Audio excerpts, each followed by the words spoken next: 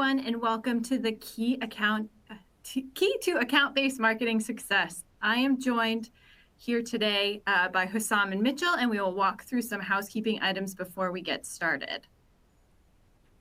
First of all, if you have any technical issues, please make sure that you ask in the Q&A, and we will get an assistant to help you with any situation that you might be experiencing. For Q&A, also please ask questions throughout the throughout the presentation. We'll be answering them at the end. We will have some survey questions that will pop up throughout this experience. We also will be sending this recording out once the webinar is completed. Also would like to state that things that are said within this presentation might be forward-thinking, and so since we are a publicly facing company, we need to ensure that we have a safe harbor statement. So please make any and all trading based on what we have launched today. So today's speakers, we have Mitchell Hansen. He's the Director of Demand Generation. We have Hussam, and he is the Senior Director of Demand Generation. And I am Lauren McHugh. I am the Senior Manager of Product Marketing. Hussam, I'm sorry, I did not want to butcher your name, so you can please introduce yourself. It's completely, I don't remember the last time I pronounced my last name. I spell it out normally, so you're good. Okay. Awesome.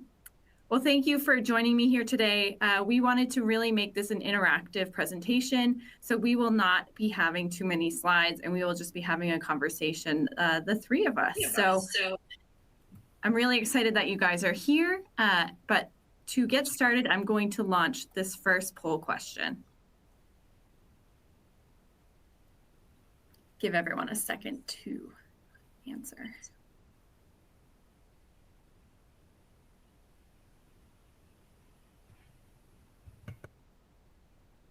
We know what team and department Hussam and Mitchell fall under. All right, let's see where we are. Hussam, you already have a first question. What type of motorcycle model is that? That is a BMW motorcycle. Great. We seem to have a lot of variety within the audience, some demand gen, some marketing operations, and also some sales. So we're excited to talk with you all and get to know you a little bit better. So let's get through the next question. Are you running ABM or ABX today? Yes to both, ABM, ABX, or neither. Again, give you a few seconds to answer.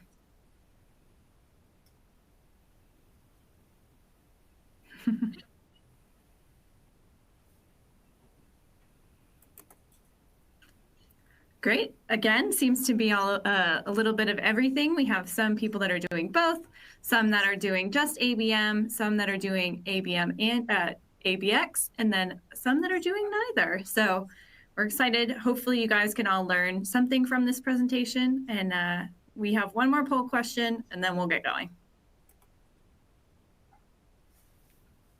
This is a good one. How would you rate your sales and marketing alignment on a scale of 1 to 5? Hussam, Mitchell, what's your answer? I'll take that one. I think with our sales and marketing alignment, we're a solid 4, I would say, if I were to be on the honest side. I think we're in a really good spot in understanding what our sales team is going after. And we're in locksteps with them for the most part. I mean, possibly because we do, in a sense, roll up to a revenue organization as marketing organization, so that it helps us with the alignment. But I think we're in a really good spot. I mean, it's better than 100% of the other organizations that I've worked with before or have seen and talked to before. But you know, I got to be honest with myself as well. 4 is a solid one. There are places for improvement at all times. Yeah, I would agree with that. I think you know, but I feel extremely aligned with sales here.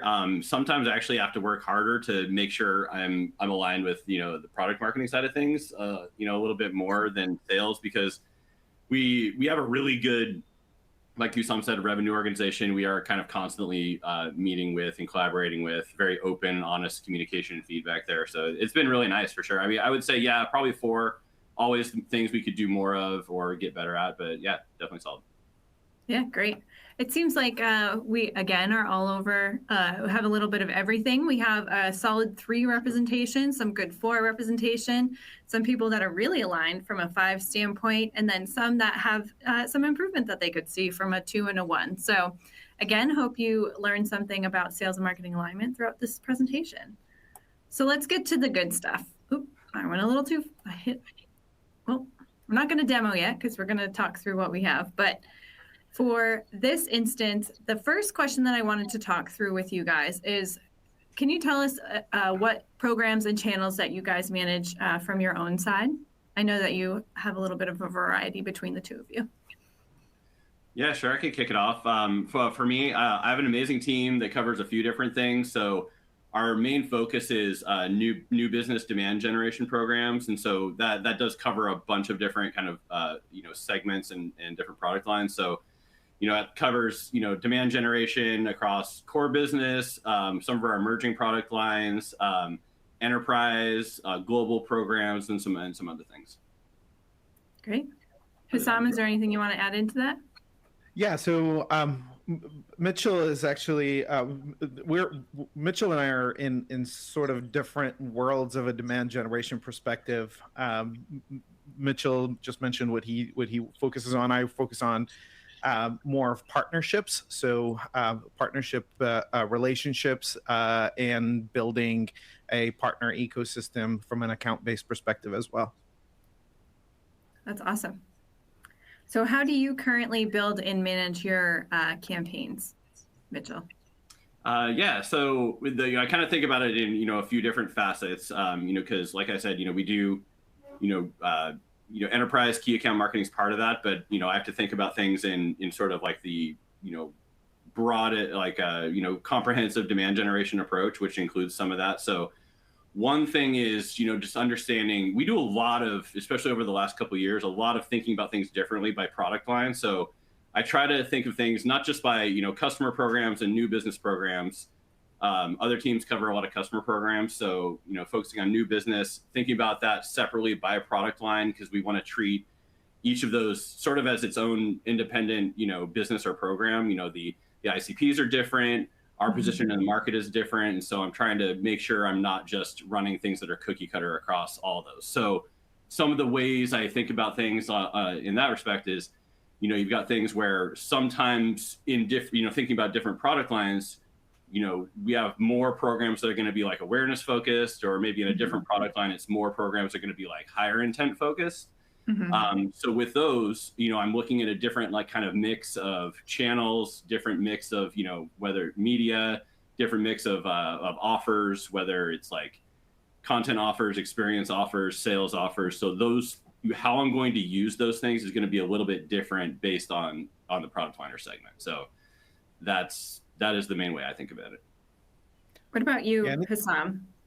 It's interesting, it's always fun and kind of really engaging for me to just talk to Mitchell about this, because for me, it's not necessarily product specific or even more on product line and awareness side of things. I have 2 sides of the equation for the programs that we're running. One of them is to obviously build a partner network right now. But then the other side is, how do we use the partner network and the advantages that we've had from the alliances, and take the Google the Google partnership that we've struck in the past couple of months, how it translates down to our customer base and to our prospects. So taking not necessarily a product per se, but more of a band of solutions, and then taking it into a somewhat sort of an entirely different persona within our customer base and the prospects that we talk to, and have them come up with a different view on what ZoomInfo could deliver to them. And do you guys ever have an opportunity to work together and do targeted, or is it always pretty separate? It's almost always together. We can't do it. Oh, that's even better. We could ever do it separately. Mitchell's, I'll say from my side, I'd rely on Mitchell's team as the subject matter expert when it comes to the metrics that we're going to look for. where our efficiency metrics are going to drive, that we're going to strive for, what are the tactics that they could help us with, that we sometimes are fairly limited with, because of the nature of the engagements that we have. So I don't think I could function without Mitchell's team and Mitchell's leadership. And I got to give it. I got to give a shout out back to Usama on this one, because on the counterpoint of that, we'd rely on Hussam and his team to kind of go after like the most difficult problems to solve, come up with a strategy behind that, and then give me and my team direction on, okay, this is what it's going to look like for this particular initiative or product, or maybe it's a new product launch or something like that, or just something very tough that we're trying to crack. That's where we deploy Hussam in there, and then we his team and my team work together on unleashing whatever that set of programs and things are going to be. That's awesome. So let's talk about managers and directors of marketing team. Should they factor in team headcount and structure when determining the campaign strategy, or is that all part of overall planning? How do you guys think of that when you're starting to build out either your quarterly plans or your yearly plans? Yeah, well, Lauren, honestly, I think that's almost too an easy of one, because the answer is just like a yes, of course, on that one. I think that you have to, you can't put all your eggs in one basket. You do have to, be able to, like, from my perspective, I have to be able to identify all the opportunities out there where not just, so it's two things. It's can we get a return? And then if we get that return, are we getting those numbers in the right strategic way? In a multi-product, multi-segment world, more global programs, we have to always take into account, like, we can't just hit the number. We have to hit it in the strategic way that the business is asking us to do that. And so I don't like to leave anything on the table on saying, like, oh, it's got to be this thing or that thing, or it's got to be like, only this or never that. Yes, there's going to be things that are going to be like really efficient, but you have to be able to understand what all the opportunities are out there, make the case for all of that, because you're making the case for resources and headcount to be able to execute that. And you have to show really unequivocally like that, why that's a good idea. So you have to be able to be staffed up for that and not be able to leave anything on the table, I think. Yeah, that makes sense. It's almost always the situation in my brain for marketing to operate in a trial and error kind of perspective. I don't think that there's a silver bullet for every problem that we have when we're trying to plan and do things. But specifically when it comes to looking at the team in general and what kind of campaigns and strategy can we execute on it, I tend to think about it from a smaller perspective. What can we do? What can we test out, whether it works or not? Because at all times, the marketing team is almost always trying to scale. What can we do to scale with the things that are working? And normally that correlates to team members and people with more specializations. But in order to get to the answer of can we scale, you need to have an experiment that had proven to be correct. So yes, the team is a big factor in deciding what the strategy looks like. What roles do we need to fill in general? And does it make sense in the overall go-to-market strategy that we have? And it's based on historicals that we've ran and we saw the results for. And sometimes some initiatives would warrant to scale with the team for, and others would not necessarily. We've had a bunch that had failed to prove the right results, and we can't scale it. But that overall dictates how we look at it from a strategic perspective and how do we affect our campaigns and the tactics that we use. Nice. That makes a lot of sense. So I know, Mitchell, you talked a little bit about executing campaigns. What are the biggest challenges that you also face when you are creating those campaigns? Yeah, I mean, so we're going to kind of crack into, I think, what's going to be a theme during this webinar, and that I pay a ton of attention to the audiences. I mean, I'm going to be a little bit of a broken record on this throughout this whole thing, but I I think that's really where you have to spend a lot of time and get it right on managing those audiences. So that's the first thing, and I'm going to go into a lot of detail on that as we go along. So that's the first thing. So I kind of always, it's like who, what, when, where, why, how, understand what the strategy is, but being able to manage and define those audiences is very key. And then once you've done that, you have to kind of go into like, okay, offer management, offer creation mode, because you're going to have goals for these audiences, and you're going to have to create the right offers to facilitate the achievement of those goals for that audience. So you do that, but then you're also like, okay, I've got this audience here, I've got these offers, how can I create it, create these things and set this up so like I'm adding as much value as possible, but I'm still getting value from them as they progress through this journey. Because I really fully believe, like, if you can get that right, then it's going to be a heck of a lot easier when you move down and start really refining that campaign. So that's the first thing. And I'd say one more thing on top of that, which is once you've done those things, you've got your audiences, you've got your offers. Now, how can I activate them in like a very efficient, intelligent, hopefully automated way?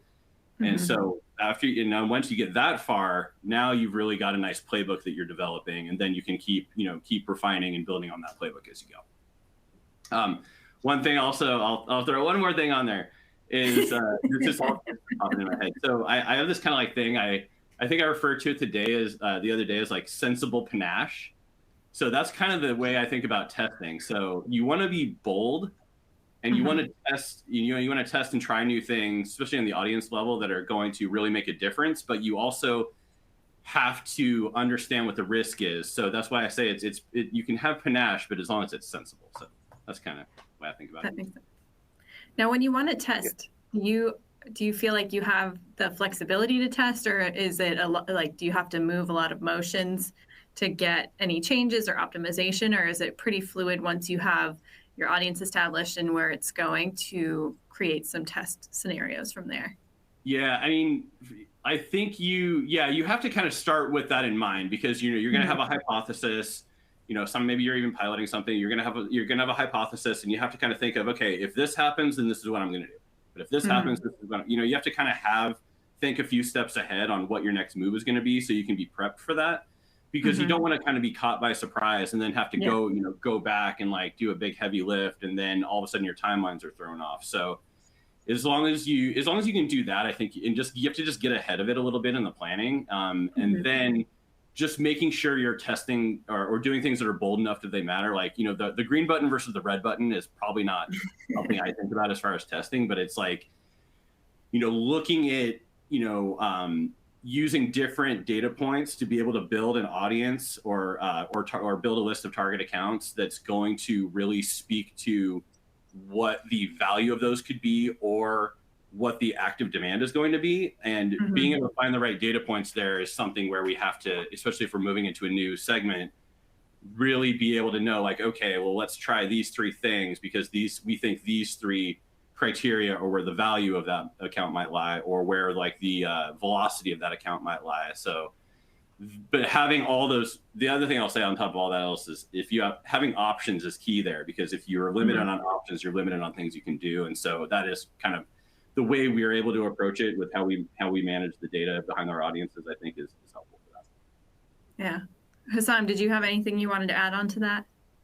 From a challenge perspective, I continuously look at it, and I continuously to see this one big challenge, and I see a question about it actually, which is the account selection. How do you select your accounts, the ones that you're going after it? Which, in a sense, it kind of rolls into what Mitchell is talking about from an audience selection, and the audience that you're going to build. But that's the step before me, is that I need to find the right accounts. And I actually do see another question in here, is that ABM is labor intensive, and ABM is fairly labor intensive. It works in a hypothesis, at least in the way that we're running it.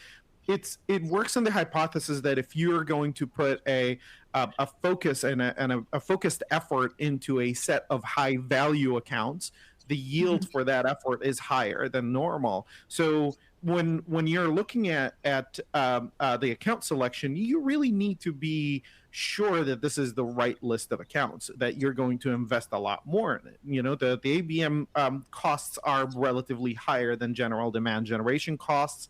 So even though you optimize your audiences, you know, how does that trickle down all the way to the end of your journey, or like the optimum placement of your journey, which is effectively closed won deals? So the account selection to me is a really one of the more important challenges, because I can't just sit in a room by myself and decide on a set of metrics or a set of criteria based on descriptions of the account. I also have to get product input. I also have to get the seller's input. So for me, it's a process of having a conversation, have a very open conversation with the product team on how do you describe what we're building as a good fit for who is a good fit for what we're building to begin with today and 5 years from today, and then go down to the across the aisle and have the conversation with the sales management. You're on the front line. Who are you selling better to? Who has the least amount of projection or objections to what you're selling, and who is going to buy faster? Who has the higher need? And then overlap that data to find that kind of like ICP for me. And that's when I use their input, that kind of like, call it in one way or the other, qualitative input, and then add in a quantitative measurement on top of it. Things like timing signals, like intent, things that I've gathered intelligence about these accounts throughout the years, whether from their usage or from their interest, the previous observations or opportunities, conversations that we get through the course, notes that we have, in order for us to layer these intelligence on top of it. And that's how we find our targeted list of targeted accounts. So that's one of my main challenges that I find in there, in order to justify how labor intensive is. And I hope that we can get to that question from Erica about how labor intensive it is. Yeah, definitely. We will, well, since you're talking about audiences, I'm going to transition and actually show the demo that is presented on the screen, or says that I will be presenting on the screen, to just actually walk everyone through the new platform that we launched, and also so that you guys can get an understanding of exactly how we are leveraging audience creation within this new tool that we launched. So let me just pull it up. So MarketingOS launched last 2 weeks ago now. It is a new platform that is built for marketers. We know once you come in, you will see a dashboard. This is a highlight of all of your campaigns as a whole. I'm sorry, I'm in a demo dashboard, so some of it is not aligned, but this will give you a single pane of glass view into how all of your campaigns are running all together. We have the funnel report. This is where we are bucketing accounts that are engaging with us through a few different factors. We have an AI algorithm in the back end that will be leveraging your website pixel and also your intent signals to bucket accounts into this different stages of the funnel. You can also take an action from the funnel if you know you're doing a bottom of the funnel campaign and you want to take an action and create a campaign for just, yeah. Sorry to interrupt. We're actually, I think we're seeing the webcast view. Oh, that's weird. Sorry. It said No worries. entire screen. On 24 is not my friend.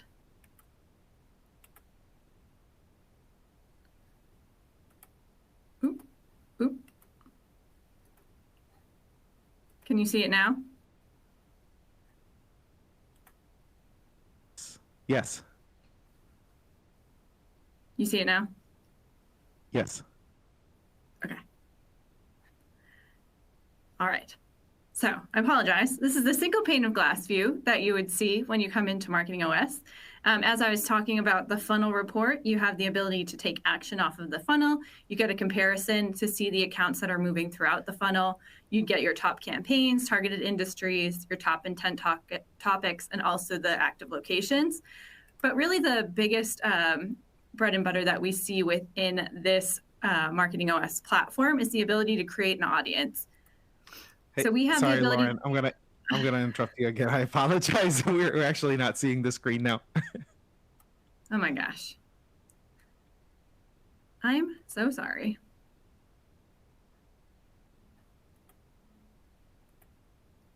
Are you seeing it now? Yes.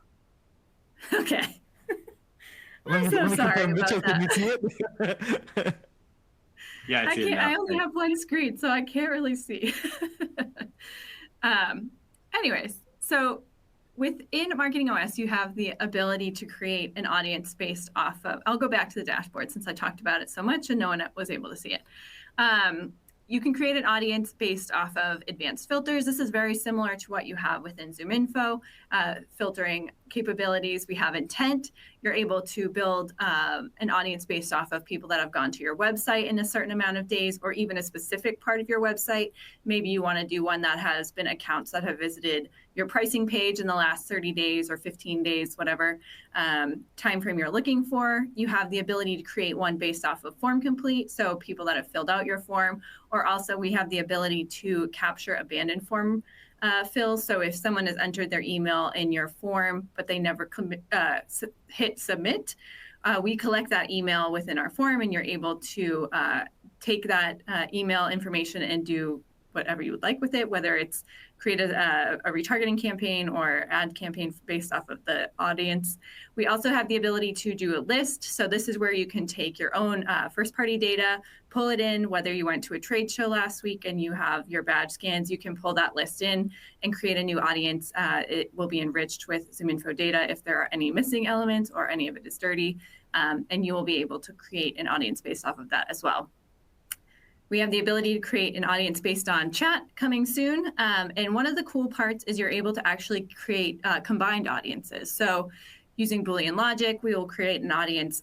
Say you have an audience based off of your website visitors, but also people that are spiking in a certain amount of intent or your certain intent topics. You can create that audience, and that would be a dynamic audience. So as you have a campaign running for that, anyone that hits that criteria would then be able to be within that campaign. So let's go with advanced filters, since it is one of the coolest parts that I like to demo. I'm just going to pretend that I am building a campaign for ZoomInfo Chat, since that's one of my favorite products that we have here, and also one that Hassam and I both work on. So I know that the industries that are really popular within ZoomInfo Chat are the following. I know that mid-market companies are a good target for us. So I'm going to make sure that I have a minimum of 250 employee count, but I'm going to have a max of 5,000 to really make sure that I hit the mid-market spot. I have the ability to add company attributes if I wanted to do Alexa rankings or Fortune 500s, but for this one, I'm going to specifically build for a B2B audience, and I want to make sure that they're within the US because it's going to be a specific campaign for that. So with that, I'm going to apply my filters, and you'll see that it is going to pull up my account overview. You get a sense of who the 9,000 accounts are within this industry. So revenue, industry type, you'll get employee count, and also a brief overview of the locations.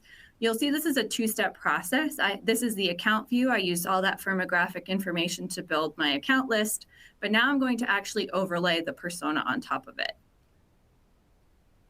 Once I am in this persona view, I have the ability to create a selected template persona or create my persona as a whole. I know I'm going to want to do VP and above titles because they're the typical buyers of chat, and I want to make sure that it is within marketing, but more specifically, I want it to be within demand gen marketing.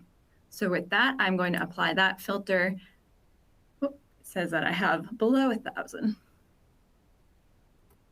You see I have a very targeted list, and I know that because this is going to be a very targeted approach. I can then take this list and I can do an email campaign with it, or I can push it to a campaign. I can actually push it to our own DSP, or I can push it to social.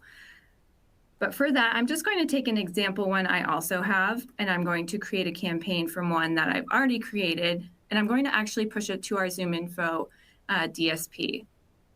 I know for this campaign, reach is important, so I'm going to make sure that I have that one checked off. I'm going to name it, let me just name it demo instance. I have my campaign audience already set. I can exclude campaigns, or I can exclude accounts in this. This is the opportunity if you have a list of accounts that you are currently having conversations with, or you don't want them to get this ad campaign, I can have that exclusion list added. I have the ability to set the schedule of my campaign. So I'm going to just do a month. As you see, as I'm adding in the details and information, you'll start to see my estimations update. So I'm going to have a daily budget of, let's just say 250. Oh, that's very expensive. 2,500. I'm going to have my CPM be between $2 and $10. We see that that's the best range that we've had success with, but you can set it between a penny and $20. And within MarketingOS, you actually have the ability to house your ad sets. So I'm going to choose an ad set that I have already put into the platform a few weeks ago with my creative team. I'm going to add, I can add up to 10, but I'm just going to choose the one for this campaign example. I'm reviewing what I had selected, but I also have the ability to get a preview of everything before I actually launch it. So my objective is reach, my audience is my travel audience. I'm going to have the budget be between $250 for a day, and my CPM is between $2 and $10, and my ad set's all set. So I'm not going to actually click launch because I don't want to charge our in-house team's credit card. So I'm just going to cancel it there.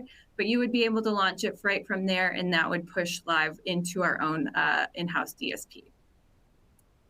So as promised, I'm going to go back to the dashboard since you clearly all couldn't see what I was showing you. This is that single pane of glass view. You have the ability to get the highlights of your accounts overall. This is the funnel that I was talking through. We have targeted accounts, awareness, interest, consideration, and evaluation. Each account will have a score between 0 and 100, and depending on what that score is, the algorithm will bucket them within this funnel. You get the comparison report, campaigns, top audiences, and intent topics and locations. But that was my really quick overview. I'm going to stop sharing and go back to just our faces so that we can go and finish out some of the questions and answer any questions that you guys may have as well. I saw a few come in that I'd love to quickly answer. I know that there's some of them quick. There was a question about CPM. CPM is the cost per 1,000 impressions. This is specific to the ZoomInfo display network that we have. So it's how much does it cost to serve 1,000 impressions. This is what we pass on from the delivery side of things. There's a question, what channel can you advertise on? We're currently on the ZoomInfo display network. That's our in-house ability to deliver display advertising. We also have Facebook and Instagram currently available as channels that you could use. And then I think there was a question also about how do you push it to social? To social, we have a native integration with Facebook, so we're pushing down to their native ad network from an audience's perspective, and the ad set that we create. These are some of those that I noticed as you were talking, Lauren, and I wanted to take a crack on them. I don't know if you saw others that was very helpful. Yeah, that was really helpful. One of the things that I also wanted to share was that Mitchell and Hassam and another few people within our demand gen team here at ZoomInfo were critical in the building of this platform, and also what our roadmap is looking like in the future. They had significant input into this because we wanted to build a platform that is for marketers, that will be used by marketers, and especially our own marketers. So yeah, they were critical and a big part of what we have launched in this month. So Hey, Lauren, I also saw a question come in about match rates, and people have kind of experimented with doing stuff like this before, but they're noticing that, oh, hey, every lead that I'm identifying in this in a list or segment or report is not yeah.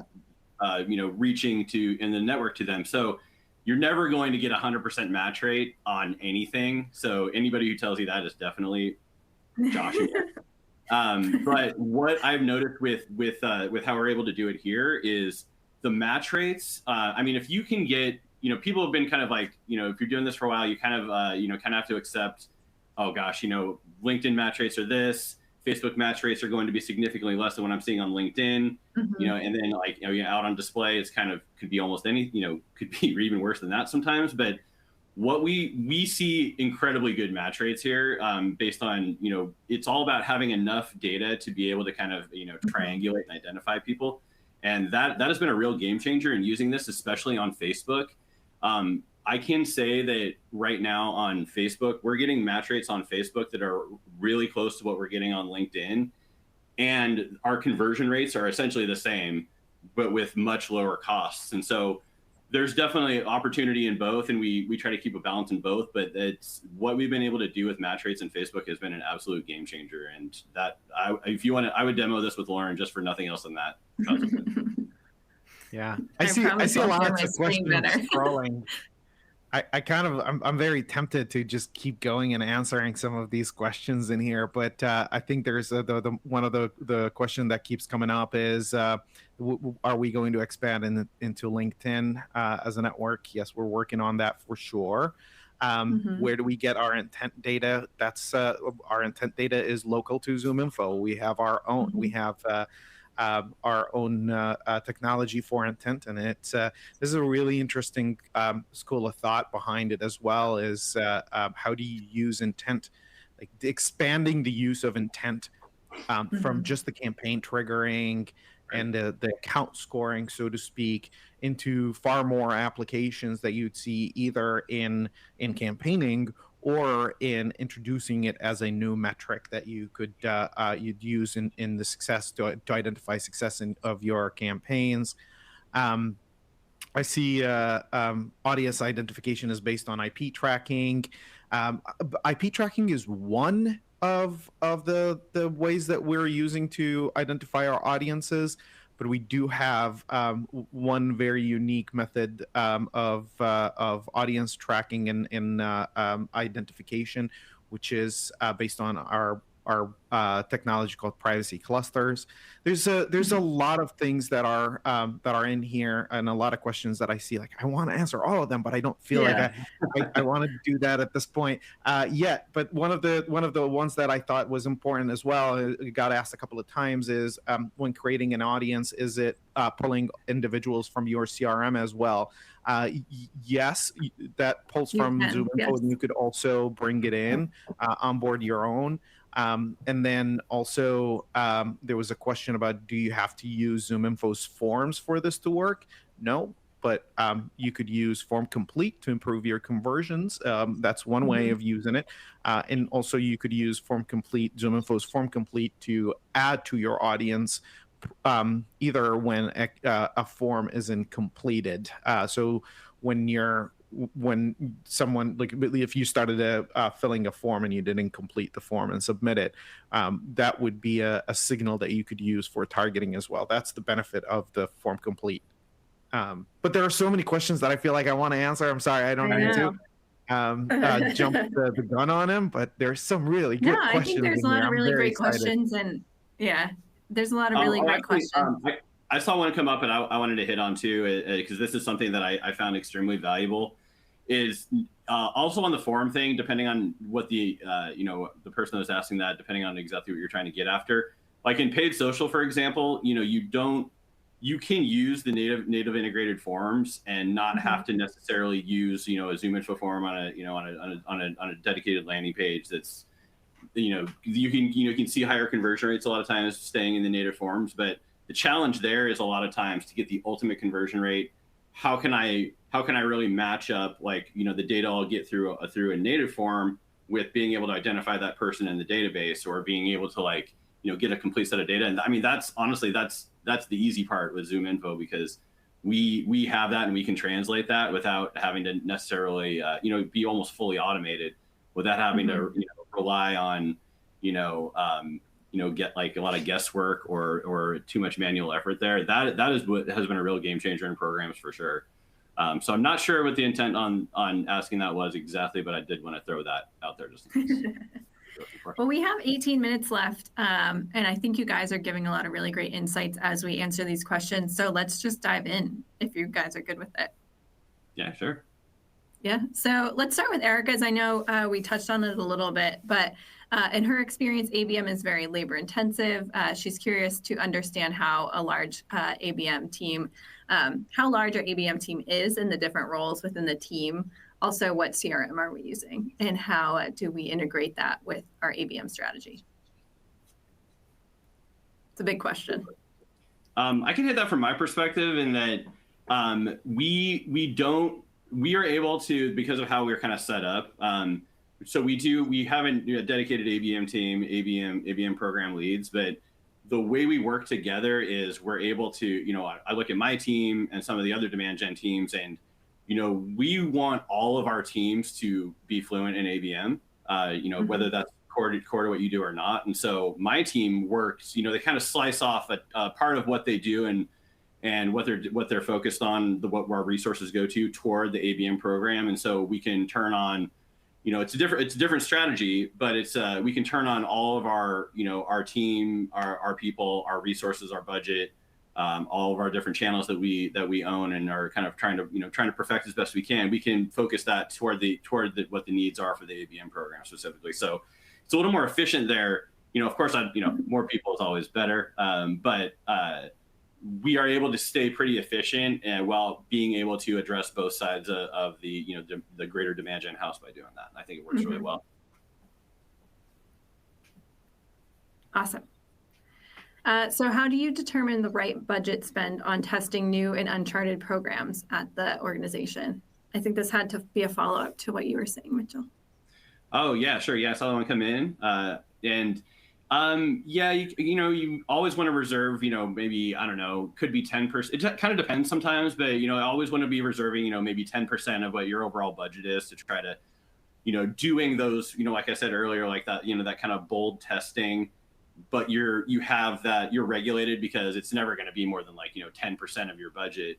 Doesn't have to be too much, but 10% is enough to be meaningful and test some hypotheses and something you could build on, and maybe roll that in to be part of your standard playbook. So you could be more than that. It depends. Like sometimes if you're going to some place where less, you might want to have, maybe it's 20% that you're testing just so you can learn more quicker, but you can kind of use that as a guideline. That's what I do. Okay. Anything to add, Hassan? No, I mean, Mitchell is the expert on testing.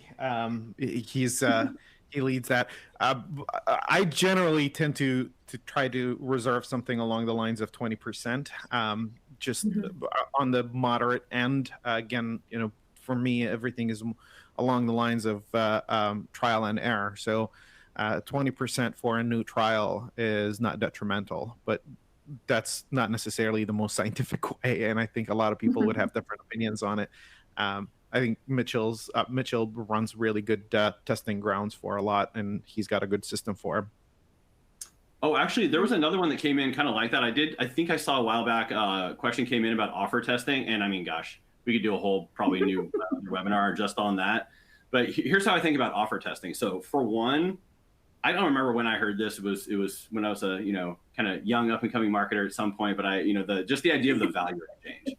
You always want to look at it through. You want to be customer focused, and so you have to think of, gosh, if I was my ICP, which luckily I am, so that's helpful here. But you always want to say, like, am I providing enough value relative to the action that I'm trying to get someone to take on the journey that we've defined over here, that we want people to go down. So if your value exchange immediately looks out of whack, definitely take another look at it. Maybe that's not exactly what you want to do. But then also with that, once you've got that covered, it's not just like, it's not always just about ROI, and it's not just about any one like really like revenue focused metric down, all the way down at the bottom of the funnel. But I'm always looking for like indicators of was that offer effective at getting that segment or that account to take the next best action, and is that something that's repeatable that I can use in similar situations?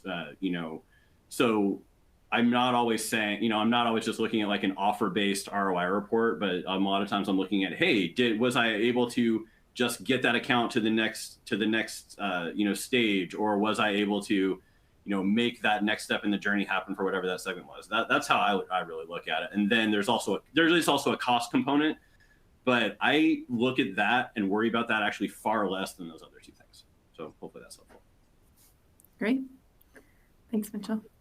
There's a question about the combined audiences. Are they multiple saved searches? Combined audiences are actually the ability to create a unique audience based on those audiences that you've combined. So it'll be a dynamic audience. So as people hit the criteria of either of the one audience that you created to create the combined audience, it'll continuously update that Boolean audience. So it's a pretty cool functionality that we got.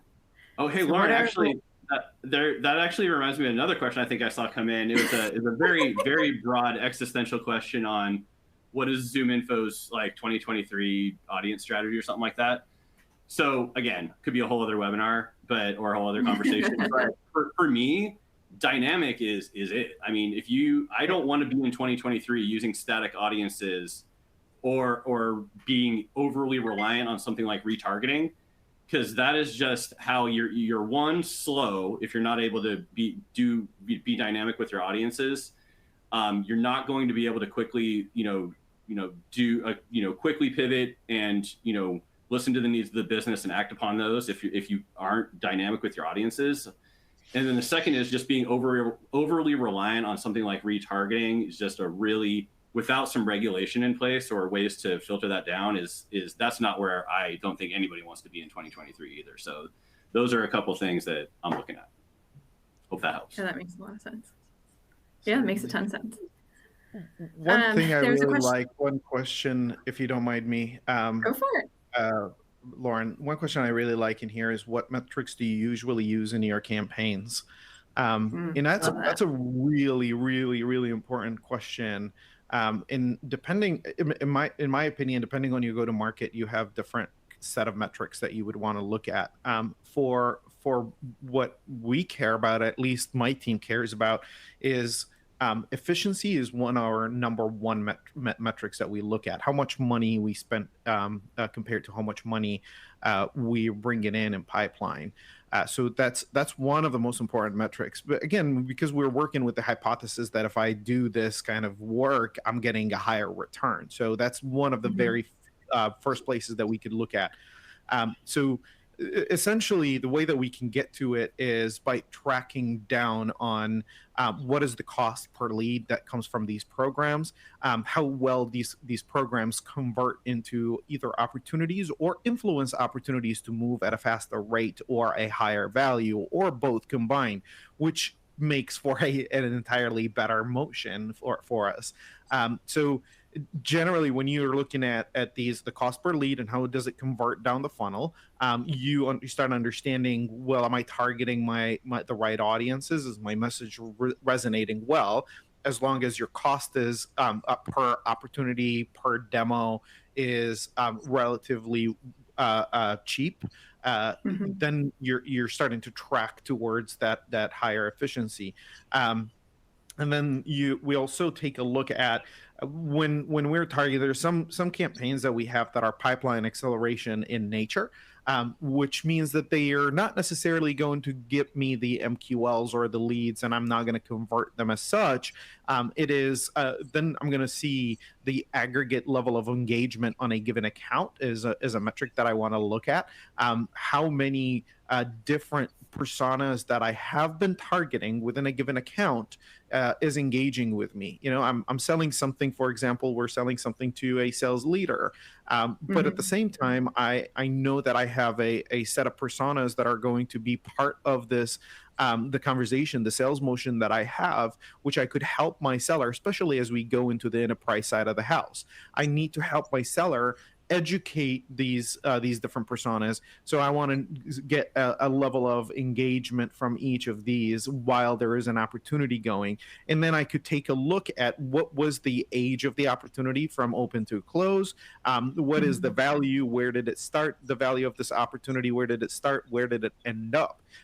As they relate to programs that I ran against them, and then compare that to accounts or opportunities that I didn't touch, and do I see an improvement or not? That's effectively how we measure efficiency for programs. But at the end of the day, efficiency is my number one metric that I keep an eye on. And there's, I mean, in fairness though, this doesn't even begin to scratch the surface on metrics that an account-based marketing or account-based framework needs to look into.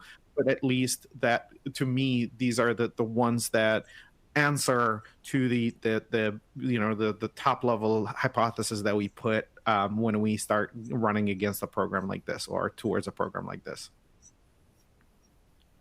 Thanks, Hussam. There's a bunch of questions about how they would how you would leverage contacts that might not be in our ZoomInfo database, or they're within your own, whether it's marketing automation platform or your CRM. We have out-of-the-box integrations with Salesforce, HubSpot, Marketo, Eloqua, almost any integration that you typically would want to see from within a marketing tech stack. So we have out-of-the-box integrations with those. When I was in the advanced filter, there is an opportunity drop-down to pull in your Salesforce either opportunities or accounts. We'll have the same for HubSpot and Marketo as well. So you have the ability to leverage your first-party data. You can also upload a list, like I had briefly showed, whether you went to an event and you just wanted to put the list in to do a retargeting campaign or a Facebook campaign. You can upload that in as well and make an audience out of that. So there are multiple ways that ZoomInfo will pull the data from your platforms within out-of-the-box integrations. Now, I find this, me and my team find the Salesforce integration extremely helpful, especially when we're going after, something like something you can't get anywhere else. Like, you're trying to say like really quickly and dynamically, again, like, open opportunities above a certain, dollar amount at a certain stage, being able to kind of like, automate that as a play and be able to capture that audience as it's, it's constantly changing, because you really need to turn something like that example. You need to turn that around and be able to execute on that.